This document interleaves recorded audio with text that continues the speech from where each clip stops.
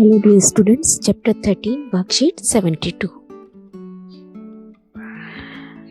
Formulas आपको हर बार देखने हैं। जितनी बार भी आप चैप्टर करेंगे you have to revise all the formulas. Units का ज़रूर ध्यान रखना है, आंसर में लास्ट में यूनिट ज़रूर लिखनी है और जब कन्वर्ट करते हैं वो भी मैं आपको समझा चुकी हूँ, तो बहुत ध्यान रखना है इन छोटी छोटी बातों का। नेक्स्ट जो अब हम इस वर्कशीट में करने जा रहे हैं, हम एक सॉलिड शेप का दूसरे तरीके से उसको मेल्ट करके या किसी भी तरीके से उसकी शेप को चेंज करके दूसरे सॉलिड के रूप में लाना चाहते हैं, कन्वर्ट करना चाहते हैं एक सॉलिड को from one shape to another. तो क्या होगा बेटा, इसमें जितना उसका वॉल्यूम है शेप उसकी बाहर से बदल जाएगी, है ना। आपको पता ही है, समझ आ रहा है कि शेप बदल जाएगी, लेकिन जितना उसका हमारे पास क्वांटिटी थी, वॉल्यूम था, वो उसमें दूसरी शेप में भी सेम रहेगा। फॉर एग्जाम्पल, अगर मैं ये क्यूबॉइड है मेरे पास और क्यूबॉइड को पिघला कर या है ना मेल्ट करके हम इसे सिलेंडर की फॉर्म में लाना चाहते हैं, तो जो इसका वॉल्यूम है, वॉल्यूम इसका वही रहेगा। वॉल्यूम का क्या मतलब है, जितना इसमें सामान लगा है ना, तो वही सामान को अब हम दूसरे तरीके की शेप दे रहे हैं। तो volume will remain always same in these type of problems. जैसे यहाँ हमारे पास स्फेयर था, अगेन हम इसे सिलेंडर में चेंज कर रहे हैं, so volume of sphere will be volume of cylinder. यहाँ देखिए एक स्फेयर है, लेकिन उससे दो चीज़ें बनाई जा रही हैं, सिलेंडर भी और कोन भी।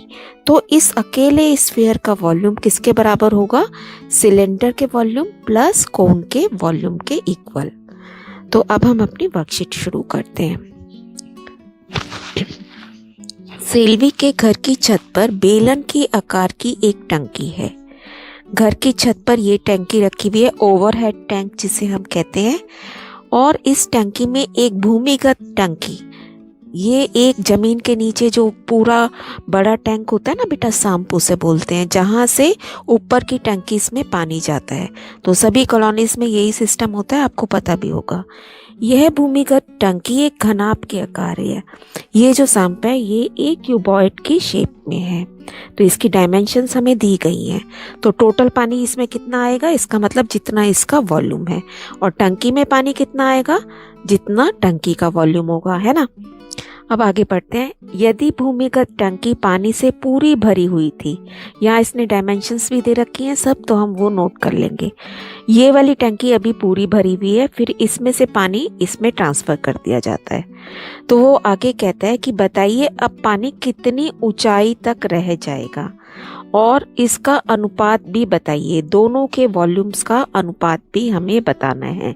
धारिता हम किसे कहते हैं, वॉल्यूम को या आयतन को। तो ध्यान रखना है आपको, कोई भी वर्ड अगर आपको कंफ्यूजन होता है, पेपर हमेशा दोनों लैंग्वेजेस में होता है, तो आप वहाँ से भी उसको क्रॉस चेक कर सकते हैं। तो अब हम अपना क्वेश्चन शुरू करते हैं।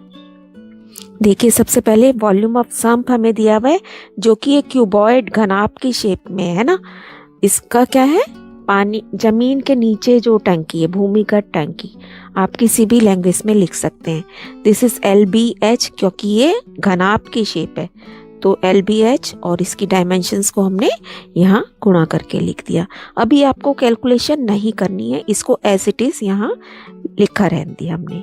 नेक्स्ट हम लिखेंगे वॉल्यूम ऑफ जो छत के ऊपर टंकी लगी हुई है, वो क्योंकि बेलन के आकार की है, तो ये हो गया πr²h।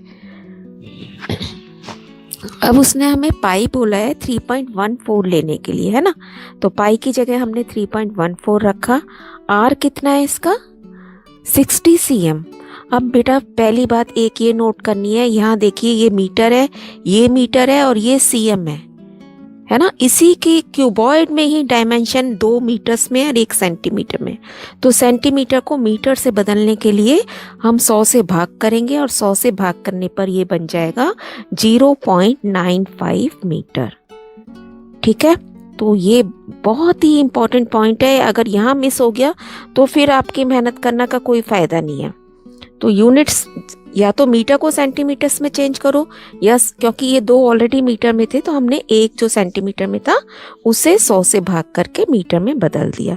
क्योंकि जो छोटी यूनिट से बड़े पे जाओगे तो भाग करोगे, बड़े से छोटी पे जाओगे तो गुणा करोगे। Now pi r square h, अब आपको मीटर में रखना है सारा।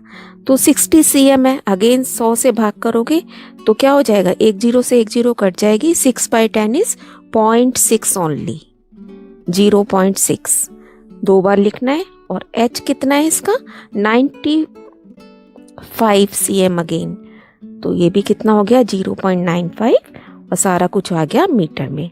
अब उसने पूछा है बताइए कितना पानी रह जाएगा। ठीक है, तो पानी कितना बचा अब इसमें, सम्प में जो नीचे बड़ा टैंक था जमीन के नीचे, उसमें कितना पानी बचा, इस टोटल इतना था, इतना उसमें टैंकी में भर दिया हमने। तो अब हम इन दोनों को माइनस कर देंगे तो हमें पता चल जाएगा कि कितना पानी बचा है ना। अब इसको आगे सॉल्व करते हैं। देखिए इतना आ गया ना बेटा हमारे पास। अब देखिए क्या क्या कॉमन निकल रहा है, 1.757 है ये, और इधर 3.14 है। अगर मैं इसको 2 से मल्टीप्लाई कर दूं देन आई विल गेट 3.14। थोड़ा सा मेंटल कैलकुलेशन आपको अपनी स्ट्रांग बनानी है। देखिए आप 2 से इसे मल्टीप्लाई करके देखिए, क्योंकि जब भी ऐसी कैलकुलेशन फिगर दी जाती है ना तो उसमें ज़रूर कुछ ना कुछ लॉजिक होता है, उनका कुछ ना कुछ कट जाता है या सेम निकल आता है। तो इसको 2 से मल्टीप्लाई करेंगे तो हमारा सेम नंबर बनेगा। इसका मतलब 1.57 इज कॉमन, है ना। और ये जो 1.44 दिया हुआ है ये कितना बनेगा, 0.6, तो ये बन जाता है हमारा 0.36, और 36 को अगर मैं 4 से मल्टीप्लाई करूं तो 144 आता है। इसका मतलब ये नंबर भी कॉमन निकल सकता है। तो आगे चलते हैं। देखिए इसको हमने लिख लिया 1.57 इंटू 0.95, और इसको कैसे लिख लिया 0.36 इंटू 4। ये बड़ा टर्म है ना, इसको इस तरीके से लिख लिया जिससे कि कॉमन निकाल सके हम। यहाँ पे इसको 3.14 को हमने लिखा 1.57 इंटू 2, और ये तो 0.36 बन गया और 0.95 दिया हुआ है ना। अब देखिए आराम से कॉमन निकाल लेंगे हम। 1.57 is common, 0.95 is common, 0.36 is common. इस ब्रैकेट में से बचा 4 और इसमें से बचा सिर्फ 2, दैट मीन्स 4 माइनस 2 रह गया हमारे पास। ठीक है, तो कैलकुलेशन जितनी आप प्रैक्टिस करेंगे उतनी ही अच्छी होंगी। अब यहाँ पे फाइनली मेरे पास रह गया 1.57 इंटू 0.95 इंटू 0.36 इंटू 2। अब यहाँ तक मुझे पता चल गया कि मेरे पास टैंकी में इतना पानी बचा है। अब देखते हैं क्वेश्चन में क्या कह रहा था वो हमसे, पानी की कितनी ऊंचाई रह गई है। तो बेटा इसको करने के लिए अब देखिए ये फिगर है, इसमें से मान लीजिए ये पानी हम टंकी में डाल चुके हैं। अब ये जितना पानी बचा है ये उसका उतने पानी का आयतन है ना। ये पानी हमें कैसे पता चलेगा, जो हमने ये निकाला है कि इतना पानी बचा है, इसका मतलब ये इतने भरे हुए टैंकी का आयतन है, वॉल्यूम है ना।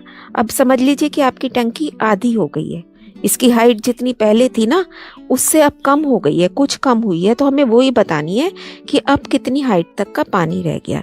इसका मतलब ये जो है ये इसका नया वॉल्यूम है, और फॉर्मूला फिर से वही लगेगा LBH। L वही रहेगी, आपको दिख रहा है ना, लंबाई तो वही रही, ब्रेथ भी वही रही, B भी वही रहा, चेंज किस में आया H में, और वॉल्यूम हमें नया पता चल गया। अब फॉर्मूला लगा देंगे, वॉल्यूम ऑफ लेफ्ट वाटर, बचे हुए पानी का आयतन, वॉल्यूम ऑफ लेफ्ट वाटर। इतना इंग्लिश आप सबको समझ आती है ना, इंग्लिश में आप बहुत टफ चीज़ें भी पढ़ते हैं। So this is LBH। अब इसकी जगह वॉल्यूम की जगह हम ये टर्म लिख देंगे, और यहाँ पे हम लिखेंगे L हमारा 1.57 है, B 1.44 है जो कि दिया वही था टंकी में, और नया H मुझे निकालना है। नीचे डिवीज़न में ले जाएंगे इन चीज़ों को। देखिए अब कुछ कट जाएगा, 1.57 से 1.57 कट गया, और 0.36 से ये 4 पे कटा, 2 और 4 कट जाएंगे आपस में, रह गया हमारे पास 0.95/2 only. And this is 0.475 metre. अभी तक हम सारा आंसर मीटर में कन्वर्ट करके चल रहे थे। अब सपोज इसको आपने सेंटीमीटर में बनाना है तो क्या करोगे, मीटर बड़ी यूनिट है, इसको मुझे 100 से गुणा करके सेंटीमीटर में बना दूंगी। अगर इन केस आपको सेंटीमीटर में पूछा जाता, 100 से गुणा किया क्या आ जाता है, कैसे करते हैं डेसिमल के गुणा, पहले समझ लीजिए कि आपके पास डेसिमल है ही नहीं, इसका मतलब 2 जीरो लग जाएंगी साथ में, 475 और 00। अब बेटा डेसिमल के बाद कितने अंक हैं, 3, तो 3 अंक छोड़ के हम यहाँ डेसिमल लगा देते हैं और यहाँ यूनिट लिख देंगे इक्वल टू 47.5 cm। ये एच आ गया। अभी देखिए क्वेश्चन कंप्लीट नहीं हुआ है, उसने और पूछा था कि दोनों के आयतन की तुलना कीजिए। वेरी इजी, दोनों के आयतन को एक दूसरे के साथ रेशो में लिख देंगे, वॉल्यूम ऑफ टैंक और वॉल्यूम ऑफ सम। उसने सबसे पहले देखिए एक बात और ध्यान रखनी है, यहाँ उसने पूछा है छत की टंकी का वॉल्यूम की भूमिगत टंकी की धारिता से तुलना कीजिए। Compare the capacity of the tank with that of some. तो बेटा पहले टैंक लिखा है ना, तो ऊपर हम टैंक का रखेंगे और उसके बटे में सम का रखेंगे। ये आपको पता ही है कि रेशो हमेशा ऐसे ही निकाला जाता है, जो चीज़ पहले पूछी जाती है उसको ऊपर रखते हैं और जो बाद में पूछते हैं उसे नीचे। तो volume of tank upon volume of sum, this will be equal to, हम दोनों चीज़ें हम पहले ही पेज पे निकाल चुके थे, अब इन्हें कट कर लेंगे। देखिए ये तो सीधा कट गया, ये और ये 2 पे कट रहे थे, अभी हमने सीखा था, ये 4 पे कटा, ये 2 पे, फिर 2 और 4 कट गए, नीचे रह गया 1/2 का रेशो फाइनली हमारे पास है ना। तो इसका मतलब रेशो इज 1:2। यहाँ हमारा क्वेश्चन फिनिश होता है। इसको 2-3 बार समझिए और अपने आप कीजिए। नेक्स्ट क्वेश्चन, मॉडल बनाने वाली मिट्टी से ऊंचाई 24 cm और आधार त्रिज्या 6 सेंटीमीटर वाला एक शंकु बनाया गया है। एक शंकु बनाया गया है, एक बच्चे ने इसे गोले के आकार में बदल दिया। कौन से बेटा, स्फेयर में बदल दिया। तो हमें सिर्फ क्या करना है, वॉल्यूम का दोनों सेम का फॉर्मूला लगा के, और जो चीज़ मिसिंग है गोले की रेडियस नहीं पता, उसको हमें आराम से फिर निकाल पाएंगे। पहले लिख लिया हाइट ऑफ कोन कितनी है 24 cm, रेडियस कितनी है 6 cm, और रेडियस स्फीयर हमें निकालनी है, इसको हमने r मान लिया। अब लिखेंगे volume of sphere is equal to volume of cone, दोनों के फॉर्मूले लगाओगे आप, 4/3 pi r cube is equal to 1/3 pi, और r की जगह हम क्या रखेंगे 6 स्क्वायर इंटू 24। देखिए सारा कुछ सॉल्व करके r हमारे पास आ जाएगा, 4 से 4 कट गया, r cube is equal to 6 cube, that means r is equal to 6 cm। Next देखिए, त्रिज्या 4.2 सेंटीमीटर धातु के गोले को पिघलाकर, यानी कि स्फीयर को मेल्ट करके आप किस में बदल रहे हैं, सिलेंडर में। अगेन अब की बार ऊंचाई, हाइट मिसिंग है तो हाइट निकाल देंगे वॉल्यूम इक्वल रख के। पहले आपने सारी डायमेंशंस लिख दी, वॉल्यूम स्फीयर को हम स्मॉल r मान रहे हैं और वो कितना है 4.2 cm। रेडियस सिलेंडर को हमने कैपिटल R माना और वो कितना है 6 cm। और क्या चीज़ मिसिंग है, बेलन की ऊंचाई, height of the cylinder h missing है। वॉल्यूम इक्वल रखेंगे, फॉर्मूला लगा दिया, ठीक है। Now this is 4/3 pi r cube pi r square h, पाई से पाई कट गया। देखिए कैलकुलेशन नहीं करनी है, पहले ही कभी उसको गुणा करने लग जाए आप, ये चीज़ें कट जाती हैं बड़े इजीली। सारा काटेंगे आप जहाँ जहाँ आपको दिख रहा है। Final answer is 2.744 cm। Next question, एक किसान अपने खेत में बनी 10 मीटर व्यास वाली और 2 मीटर गहरी एक बेलनाकार टंकी को आंतरिक व्यास 20 cm वाले एक पाइप द्वारा एक नहर से जोड़ता है। एक फार्मर के बेटा उसमें एक सिलेंड्रिकल टैंक है जिसको वो एक पाइप से जोड़ रहा है। जिसको पाइप का आपको डायमेंशंस दी गई है 10 metre in diameter and 2 metre deep. Height उसकी 2 मीटर डीप है और डायमीटर 10 मीटर है। आगे कह रहा है यदि पाइप में 3 किलोमीटर पर आवर की चाल से पानी बह रहा है तो कितने समय बाद टंकी पूरी भर जाएगी। एक टंकी है आपके पास और एक पाइप लगा के उसमें से पानी भेजा जा रहा है, तो वो कह रहा है कितना टाइम लगेगा टंकी को भरने में। देखते हैं पहले इसको। टंकी का व्यास 10 मीटर है, टंकी की त्रिज्या कितनी हो गई 5 मीटर और हाइट कितनी दी गई है टंकी की 2 मीटर है ना। और पाइप का लिखते हैं, पाइप का व्यास है 20 cm, पाइप की त्रिज्या कितनी हो गई 10 cm। अब cm को फिर से हमने मीटर में बदला, यानी कि 100 से भाग करा, 100 से भाग करने पे आ जाएगा 0.1 मीटर।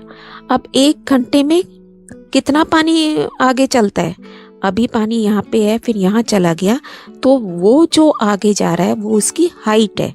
तो कितना हाइट ले रहा है 1 घंटे में 3 किलोमीटर। किलोमीटर को मीटर में चेंज किया, इट बिकम्स 3000 मीटर। अब देखिए इसका वॉल्यूम निकाल लेंगे। 1 घंटे में पाइप का वॉल्यूम क्या बनेगा। तो पाइप की शेप क्या है सिलेंडर, तो सिलेंडर का फॉर्मूला लगाया, वैल्यूज रख दी। पाई को सॉल्व नहीं करना है अभी, तो ये हमारे पास आ गया 0.1 को जब आप सॉल्व करोगे और उसके बाद 3000 से मल्टीप्लाई, तो ये हो जाएगा 30 pi metre cube. 30 pi metre cube. ठीक है, यहाँ तक हम पाइप के बारे में निकाल चुके हैं कि 1 घंटे में पाइप इतना पानी लेता है। नेक्स्ट देखिए, टंकी का आयतन क्या होगा, जो टंकी में जितना टोटल पानी है। और टंकी की शेप क्या थी, वो भी सिलेंडर है, अब की बार कैपिटल में लिखा। और टंकी का आपको डायमेंशंस दी गई हैं, 5 रेडियस है और h उसकी 2 है। तो इसका मतलब टंकी में पानी कितना आ गया 50 पाई, जबकि पाइप में 1 घंटे में कितना ले रहा है 30 पाई। तो इसका मतलब टोटल टाइम कितना लगेगा, टंकी के वॉल्यूम को 1 घंटे में पानी के वॉल्यूम से डिवाइड कर देंगे तो कितना बनेगा, ये 50 पाई अपॉन 30 पाई है ना। तो ये कट के रह गया 5/3 आवर। आवर को मिनट्स में बदलने के लिए हम 60 से मल्टीप्लाई कर देंगे, तो हमारे पास आ गया 100 मिनट। अब 100 मिनट में अगर हम घंटे देखें तो इसका मतलब 1 घंटा 40 मिनट्स। तो बेटा ये वर्कशीट यहाँ पूरी हो गई है और ये लास्ट टॉपिक ही था। उसके बाद हम एक सेकंड लास्ट और उसमें इसी टॉपिक को कंटिन्यू करेंगे। इसको किस तरीके से एक सॉलिड से दूसरी सॉलिड में हम पहुँचते हैं और क्या क्या क्वेश्चन उसमें बन सकते हैं, आप भी प्रैक्टिस कीजिए। Keep on learning, stay blessed.